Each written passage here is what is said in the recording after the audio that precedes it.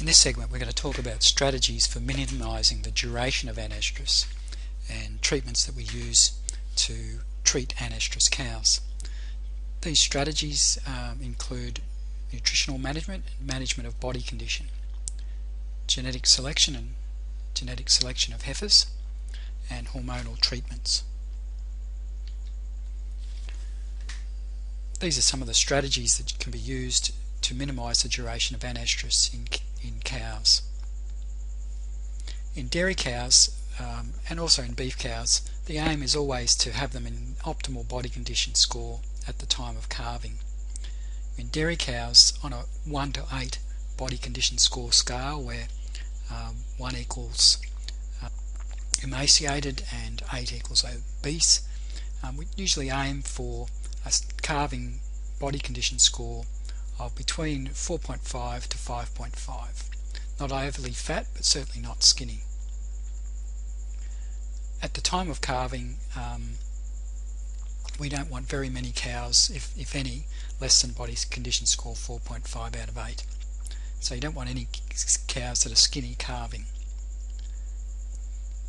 As they approach parturition, we should provide them with an appropriate transition diet to help them adapt to the new diet that they'll receive once they start lactating.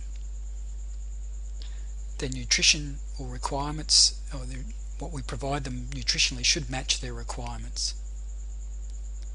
We should optimise their dry matter intake, and this is partly provided by just providing an appropriate diet for the cows and trying to match what you're providing to their needs. In some studies, oral supplementation with propylene glycol has been trialled and can reduce the postpartum anoestrus interval, but propylene glycol, it's not terribly practical to feed, and it's also limited in how much you can actually feed them without disrupting rumen function. So it remains more of a theoretical possibility.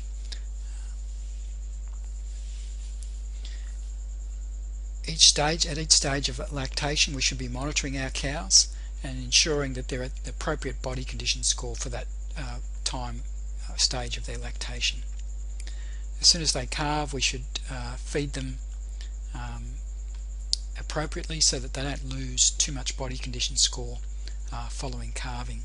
And the target in dairy cows in Australia on a 1 to 8 scale is for them to lose less than half a body condition score between calving and the start of mating.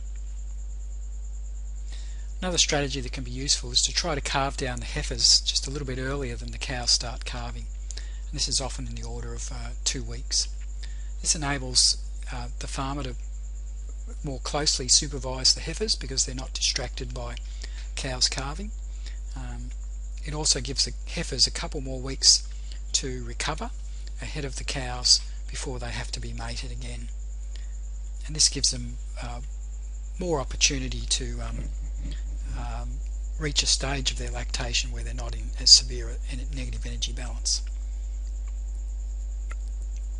In some cases, some cows that are anoestrus, if you're trying to breed them at a certain time of the year and they're not cycling, if you've got what we call a split calving herd where there may be a mating period later in the year, then you can move those cows to be mated at a different time of the year when they've had more time to recover.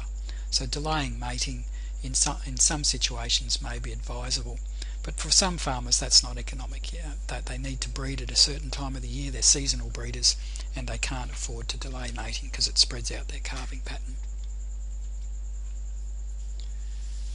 In beef cows, similar principles in that we're aiming to optimise nutrition throughout the year for the cows. Of course, this is often dependent on seasonal conditions and rainfall and pasture availability, so it's not always possible.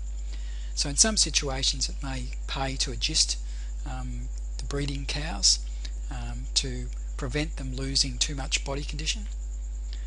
If there are known deficiencies of macro elements such as phosphorus, then you should be supplementing the herd with these macro elements.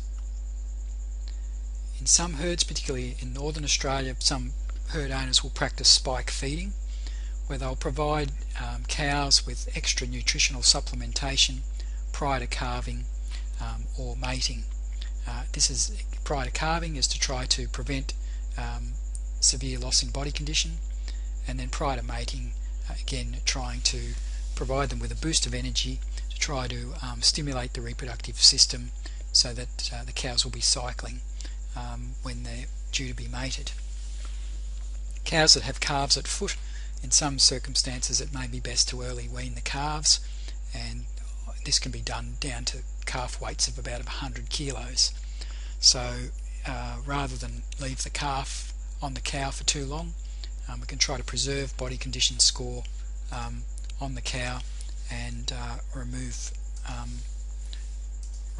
that calf from the cow.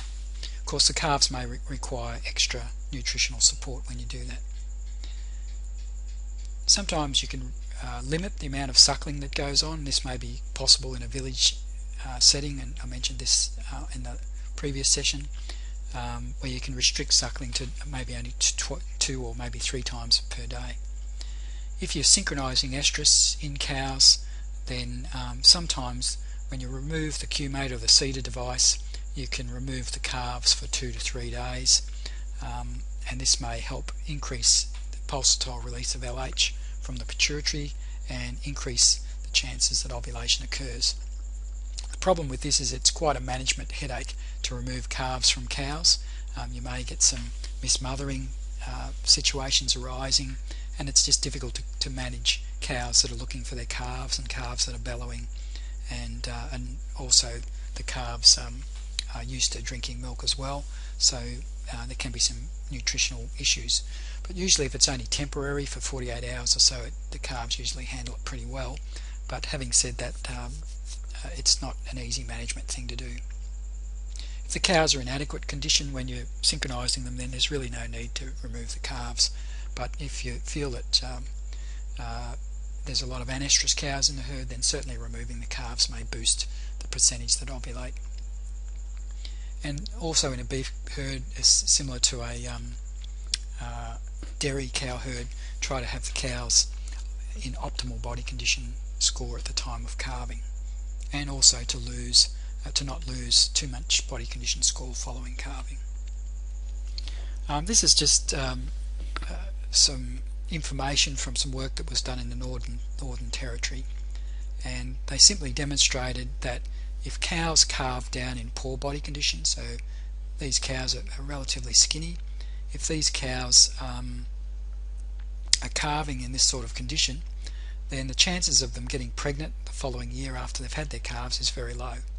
Whereas if they're calving down in good body condition, they've got a pretty good chance of getting pregnant in the following year. And it's not rocket science really, but it's just stating the obvious, just that if you sacrifice cow condition prior to calving, then you'll probably pay for it in the following year. This is just showing graphically how the pregnancy rate in the following year, following calving, was dependent on their pre-calving live weight. So cows that were in lighter condition, not many of them got pregnant in the following year. Whereas cows that were in heavier condition, a lot of them did get pregnant in the following year. In a table form, this just illustrates how if you've got cows under 440 kilos, then they've got a less than a 50% chance of getting pregnant in the following year. Some of the strategies that farmers use in Northern Australia is they'll supplementary feed over the tribe period to try and maintain body condition if it's economic to do so. Some of the options include feeding whole cottonseed as a source of protein, or cottonseed meal or copra meal, again as protein sources, and urea-based licks. Again, the urea is a protein supplement to try and maintain body condition on the cows. Which feed you feed or can afford to feed, it depends on economic circumstances prevailing at that time. Cows that have large calves suckling on them, this may be inhibiting cycling in this cow, so it doesn't pay to leave these calves on these cows for too long, because you'll reduce your reproductive performance in the cows. So when the calves are big enough and it's appropriate to do so, then those calves should be weaned. This preserves body condition in the cow, and that helps promote the likelihood that she'll cycle and get pregnant during the breeding season. Another strategy that can be used in addition to managing body condition and nutrition is to genetically select heifers for early onset of cyclicity. This can be based on selecting bulls that you use for artificial insemination or breeding based on their estimated breeding value, their EBV value, for fertility. So bulls that have a higher genetic correlation to positive pregnancy rates, then it should be, if you've got a choice between bulls, then choose bulls that have a higher EBV for fertility. Match the genotype that you're using to the environment in which you're working in. It's no point putting Holstein Friesians out in Kakadu. They're not going to do very well. So you need to manage the type of animal that you are planning to use for the environment that you have. The more harsher the environment is, generally the greater percentage of Bos indicus genotype you will require. Select your heifers based on their age at puberty, as earlier age of onset of puberty is associated with higher subsequent fertility. So heifers that cycle at an early age are more likely to cycle earlier following calving later in their life. One way of doing this on a practical basis is to select those heifers that get pregnant the earliest. So say you need 100 heifers as replacements, then you may breed 120 or 130, and when you're pregnancy testing, you age those pregnancies and select the 100 or the ones that get pregnant the earliest, and maybe cull the others. And these animals will have a natural tendency to get pregnant early, and they're more likely to have a higher genetic merit for cycling early than their other herd counterparts. The other thing you should do is aim to achieve critical mating and calving weights. So that's a little bit about genetic selection. We want to try to select genotypes that cycle early, and they're more likely, again, once they calve, to ovulate earlier than cows that get pregnant later in life or reach their onset of puberty at a later age. Just want to look at hormonal treatments for Anoestrus. We've covered some of these when we talked about the synchronization of estrus, but just to remind you, treatment with progesterone helps to reduce the sensitivity of the hypothalamus to estrogen negative feedback and reduces the incidence of short cycles following induction of ovulation. So there's two reasons why progesterone treatment facilitate the onset of resumption of estrus cycles in Anoestrus cows. Usually you'll treat them for about 7 or 8 days with progesterone, and then if you're going to inseminate, you'll be treating them with a treatment to synchronize follicular development, and then one to induce ovulation at the end of treatment as well. These are just some examples of some treatments. Some of these are you'll be familiar with. In this case here, we've put a CIDR device into a cow for 7 days, treating with GnRH at the start of the cycle to induce ovulation and to start a new wave of follicular development. 7 days later, we're giving prostaglandin to cause luteolysis of any existing CL and any new CL that we induce to develop with our GnRH injection. A couple of days later, we'll then force ovulate them with an injection of GnRH and then inseminate them just before they ovulate. This is some other treatments that have been used. This one does not contain a treatment to synchronize follicular waves, but it was widely used for many years in New Zealand. It's not really used much anymore. But again, it's just progesterone treatment, in this case 6 days, injecting prostaglandin if you think that there might be some cows that are cycling and have a CL, and then injecting estradiol benzoate to force ovulate the cows. I should just make a point out that just to remind you that estradiol benzoate is not permitted to be used in lactating dairy cows in Australia, but it can be used in beef cows and heifers, non-lactating heifers. There's a couple more treatments, just using estradiol benzoate to turn over our follicular waves here, prostaglandin again at the end of our progesterone treatment, estrogen treatment, 24 hours after removing our CIDR device to induce ovulation. And this one here is just a similar program, just a 7-day treatment with estradiol benzoate injected at 48 hours later. Both of these protocols are fairly equivalent in the responses that you get. Just a couple of points. If cows are not cycling their anovulatory anoestrus, when you're conducting these treatments, there's no need to include an injection of prostaglandin because there's no corpus luteum present. It depends on what protocol you're using, obviously. If you're using GnRH here, one of these protocols, then you will need the prostaglandin injection because that causes ovulation, which means that you'll get a corpus luteum present, so you will need the prostaglandin injection.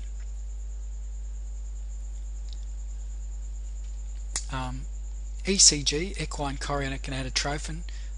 In anoestrus cows, we usually inject 350 to 500 units at the end of the treatment with progesterone, and this can improve pregnancy rates in some circumstances, particularly where cows are anoestrus when we're treating them.